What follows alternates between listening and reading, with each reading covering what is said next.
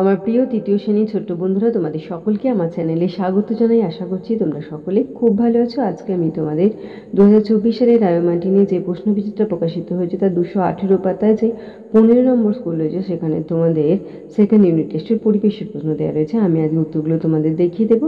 ইতিমধ্যে যারা চ্যানেলটিকে সাবস্ক্রাইব করে নিয়েছো তাদের সকলকে অসংখ্য ধন্যবাদ জানাই। আর যারা নতুন দেখছো তারাও চ্যানেলটিকে সাবস্ক্রাইব করে নিয়ে সাথে থেকো। চলো তাহলে শুরু করছি। আচ্ছা, 15 নম্বরের স্কুল দেখো, বারাকপুর GSFP স্কুল।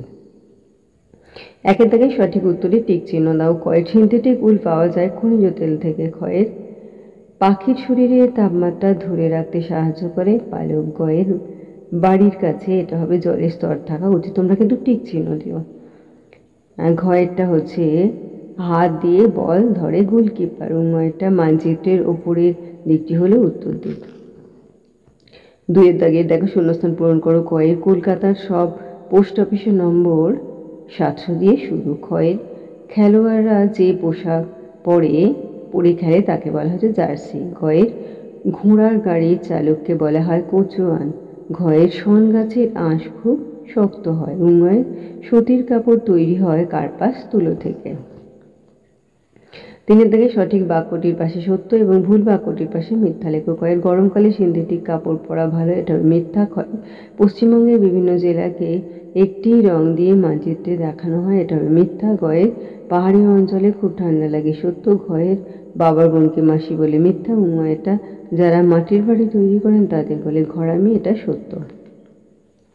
চারিদিকে কস্তম্ভের সঙ্গে খস্তম্ভ মেলাও। কয়ের দেখো ছুতোর, এটা হয়ে যাবে তিনেরটা কাঠের জিনিসপত্র। ক্ষয়ের নার্স, এটা হবে একেরটা সাদা স্কার্ট। বয়ের কলকাতা পুলিশ, এটা হয়ে যাবে চারেরটা সাদা পোশাক। ঘয়ের অ্যাপ্রন, এটা হয়ে যাবে পাঁচেরটা ডাক্তার। আর উঙয়ের কুমোর হয়ে যাবে দুইটা মাটির জিনিসপত্র। পাঁচের দাগে দেখো নিচের প্রশ্নগুলির উত্তর দাও। কয়টা জীবিকা কাকে বলে লিখবে। জীবন ধারণের জন্য মানুষ যে কাজ করে সেটাই তার জীবিকা, যেমন কৃষিকাজ। ক্ষয়ের খদ্দর কি লিখবে। খদ্দর হলো চরকায় কাটা কার্পাস সুতে প্রস্তুত মোটা কাপড়। গয়ের পাকা বাড়ি তৈরি করতে কি কি লাগবে। ইট, সিমেন্ট, লোহা, পাথর, রড, বালি, জল, রং ইত্যাদি। ঘয়টা আবোল তাবোল কার লেখা লিখবে সুকুমার রায়ের লেখা। একটা ক্যাশ মিলন কাকে বলা হয় লিখবে সিনথেটিক উলকে ক্যাশ মিলন বলে।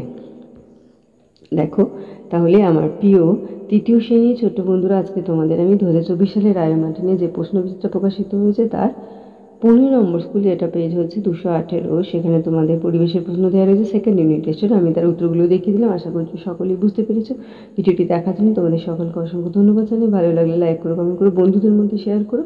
আর আগামী দিনে নতুন ক্লাসগুলো পাওয়ার জন্য অবশ্যই চ্যানেলটিকে সাবস্ক্রাইব করে সাথে থেকো। তোমরা সকলে খুব ভালো থেকো।